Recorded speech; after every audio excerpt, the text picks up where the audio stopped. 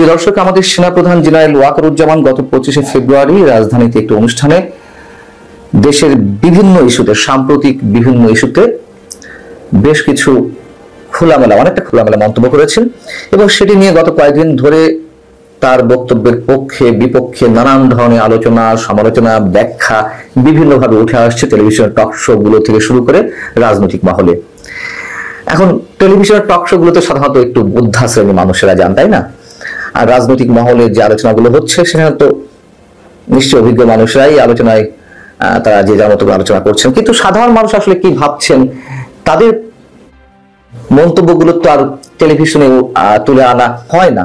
তা আমি সেই জায়গা থেকে চেষ্টা করেছি যে এই যে ইউটিউব চ্যানেলটি মানচিত্র, সেখানে অনলাইনে ভোটের ব্যবস্থা করেছিলাম। সেখানে প্রশ্ন ছিল সেনাপ্রধান জেনারেল ওয়াকারের বক্তব্যকে ঘিরে পক্ষে বিপক্ষে গত কয়েকদিনে নানান ধরনের আলোচনা সমালোচনা হচ্ছে। সার্বিকভাবে আপনি কি জেনারেল ওয়াকারুজ্জামানের বক্তব্যকে সমর্থন করেন?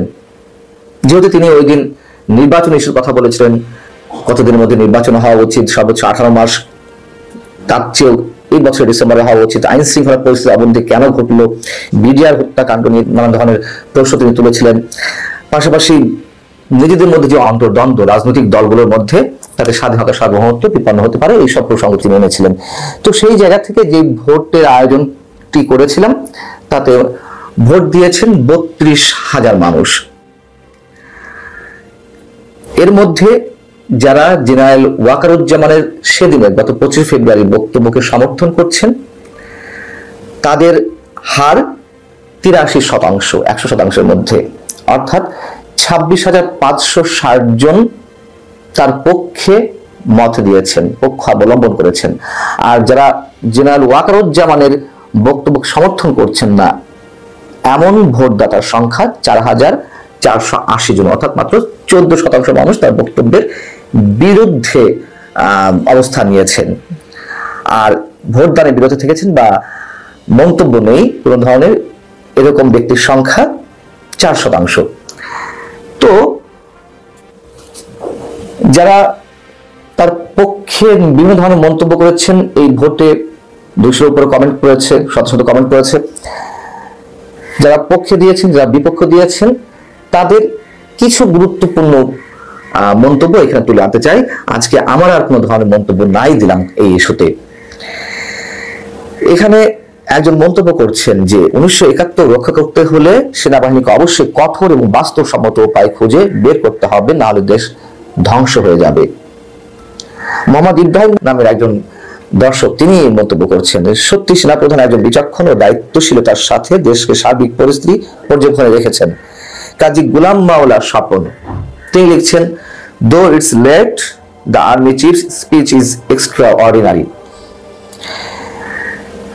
আরো একজন লিখছেন, যার নামটি ঠিক কোড নাম ইউজ করা, এই জন্য সেটা উল্লেখ করছে না। এখানে বলা হচ্ছে জেনারেল ওয়াকারের এর আগেই অনেক শক্ত হাতে দেশে হাল ধরার দরকার ছিল। গণভবন বা ধানমন্ডির 32 নম্বর বঙ্গবন্ধুর বাড়ি ভাঙার ব্যাপারে ওনারা ঠেলাঠেলি আচরণে দেখেছে ওনাদেরকে, অর্থাৎ সেনাবাহিনী নীরব ভূমিকা পালন করেছে। কেন করেছে সেটা অনেক বড় ধরনের প্রশ্ন। সেই জায়গা থেকে তিনি বলছেন সবকিছুর জন্য উনি দায় এড়াতে পারেন না। উনি 5 তারিখে বলেছিলেন, আমি আপনাদের সব দায়িত্ব নিলাম, অর্থাৎ 5 আগস্ট যিনি শেখ হাসিনা দেশ ছাড়তে বাধ্য হলেন বা দেশ ছেড়ে চলে গেলেন। আহমদ রিয়াজ তিনি বলছেন, দেশের সার্বিক কল্যাণের বক্তব্যটি ছিল অবশ্যই সমর্থনযোগ্য। নুসরাত জাহান বিনা তিনি লিখছেন, তিনি একজন সত্যিকারের দেশপ্রেমিক। আরেকজন লিখছেন, এরকম কোড নেম, নামটি উচ্চারণ নাই করলাম, লেখা এখানে, বিশেষ করে জঙ্গিরাই এই সেনা প্রধানের বক্তব্যের বিরোধিতা করছে, অর্থাৎ যারা বাংলাদেশের বিরুদ্ধে অবস্থান করছে, কথিত ইসলামিক রাষ্ট্র কায়েম করতে চায়, কথিত তারাই সেনা প্রধানের বক্তব্যের বিরোধিতা করছেন। রাফাত শুভ তিনি লিখছেন, আগে আমাদের মতো সাধারণ মানুষের নিরাপত্তা নিশ্চিত করতে হবে। দ্রব্যমূল্যের দাম নাগালের বাইরে, লোডশেডিং শুরু হয়ে গেছে, রাতে বাসায় নিরাপদ বোধ করি না, রাস্তায় পরিবার নিয়ে চলাফেরা করতে ভয় হয়। বাস্তবতা এটি। ওয়াহাব শেখ তিনি তার বক্তব্য লিখছেন যে সেনাপ্রধানের বক্তব্যের অংশ বিশেষ সঙ্গে একমত, তবে দেশের এই অবস্থার জন্য তিনিও দায়ী। 5 আগস্ট তিনি দায়িত্ব নিয়েছিলেন কিন্তু নিরাপত্তা দেননি। সব জায়গাতেই লুটতরাজ, সেনাবাহিনী চেয়ে চেয়ে দেখছে। 450টি থানা লুট হয়েছে, পুলিশ মেরেছে, উনি কিছুই করেননি, সেনাবাহিনী দেখছে। আসলে সেনাবাহিনীতে ইচ্ছা করলে সবকিছু করতে পারে, যদিও তাদের হাতে এখন ম্যাজিস্ট্রেসি ক্ষমতা। আর পুলিশ মানার বিষয়টি তখন তো সেনাবাহিনীর ম্যাজিস্ট্রেসি ক্ষমতা নিয়ে আসলে রাজপথে নামেনি, আমি তাদের মনে পড়ে যদি ভুল না হয়ে থাকে। এমডি মাহমুদ তিনি লিখছেন, দেশের বর্তমান পরিস্থিতিতে সেনাপ্রধানের বক্তব্য খুবই প্রয়োজন ছিল। আমার ধারণা সেনাপ্রধানের এই বক্তব্য 99% মানুষের মধ্যে আশার প্রদীপ জ্বেলেছে। বোরহান উদ্দিন লিখছেন, সেনাবাহিনীকে দ্রুত অ্যাকশনে যাওয়া প্রয়োজন। এমডি আলাউদ্দিন তিনি লিখছেন, উনি বক্তব্য দিয়েই দায় সারলে হবে না, কারণ উনি বলেছেন ওনার উপর আস্থা রাখতে গিয়ে আজকে দেশের কি অবস্থা, উনি যদি এখনো দায়িত্ব না নেন দেশ ধ্বংস হয়ে যাচ্ছে বা যাবে। মুজাফফর হোসেন তিনি লিখেছেন, সেনাবাহিনীর ব্যর্থতার পরিচয় দিয়েছে জেসি বাড়ি, তিনি বলছেন যারা যেমন তারা সেভাবেই নিচ্ছে এবং সেভাবেই দেখছি। তো এরকম আমি এখানে আসলে যে নেগেটিভ কথাগুলো তার সম্বন্ধে সেটি বরং তুলে ধরলাম। পক্ষেও যারা বলেছে তাদের কিছু মন্তব্য তুলে ধরেছি এবং খুব স্বাভাবিকভাবে তার পক্ষে ভোট পড়েছে 24,560টি ভোট আর বিপক্ষে 4,480। তো এটি তো বাস্তবতা। তাকে নিয়ে যে ধরনের মন্তব্য গত কয়েকদিন ধরে শোনা যাচ্ছে, যে যেভাবে পারছে নিজের মতো করে মন্তব্য করছে, এবং আমি এটি কন্টেন্ট করেছিলাম যে দুপক্ষের কাছে তিনি এখন অভিন্ন শত্রু বা কমন শত্রু। যারা আওয়ামী লীগ তারা মনে করছে তার কারণে দেশ থেকে শেখ হাসিনা দেশ ছাড়তে বাধ্য হয়েছেন, যারা আবার সরকার এবং সরকারের সমর্থক অন্তর্বর্তী সরকারের তারা মনে করছে যে না, তাদের সাথে সেনাপ্রধান বোধহয় বিদ্রোহ করছে, তারা আওয়ামী লীগের পক্ষেই তিনি কাজ করছেন। বাস্তবতা হচ্ছে সেনাপ্রধান দেশের স্বার্থে মুখ খুলতে বাধ্য হয়েছেন এবং এই ভোটের মাধ্যমে সেটি প্রমাণিত হয়েছে। এখন বিষয় হচ্ছে কি, যে যেমন নোবেল অর্থনীতিবিদ অমর্ত্য সেন তিনিও একটি মন্তব্য করেছেন গত রোববার। তিনি বলেছেন তিনি বাংলাদেশকে নিয়ে উদ্বিগ্ন, বাংলাদেশকে নিয়ে ব্যথিত।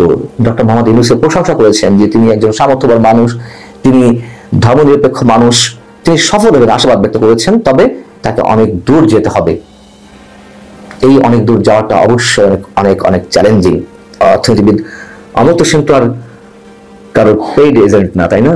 এবং তিনি সমাজকে দেখেন অর্থনীতির দর্শনে, অর্থনৈতিক দেখেন সমাজের দর্শন থেকে। তার যে দারিদ্রতা নিয়ে গবেষণা বিশ্বব্যাপী, এগুলো তো আমরা জানি, তিনি অনেক বিতর্কের ঊর্ধ্বে। কিন্তু বাস্তবতা হচ্ছে এটি। আমি অমর্ত্য সেনের প্রসঙ্গটি এই জন্যই নিয়ে আসলাম, বর্তমানে কি অবস্থা চলছে তিনিও কথা বলেছেন, মুখ খুলেছেন, সেনাপ্রধান মুখ খুলতে বাধ্য হয়েছেন।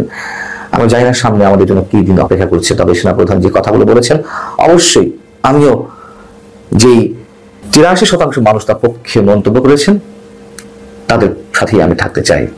এই মুহূর্তে সেনা শাসন কোন অবস্থায় আমরা কামনা করি না, যে কথা অমর্ত্য সেন উল্লেখ করেছেন, তবে দেশের সার্বিক নিরাপত্তার জন্য সঠিক একটি লাইনে তোলার জন্য সেনাবাহিনীর ভূমিকা অনস্বীকার্য। আল্লাহ হাফিজ।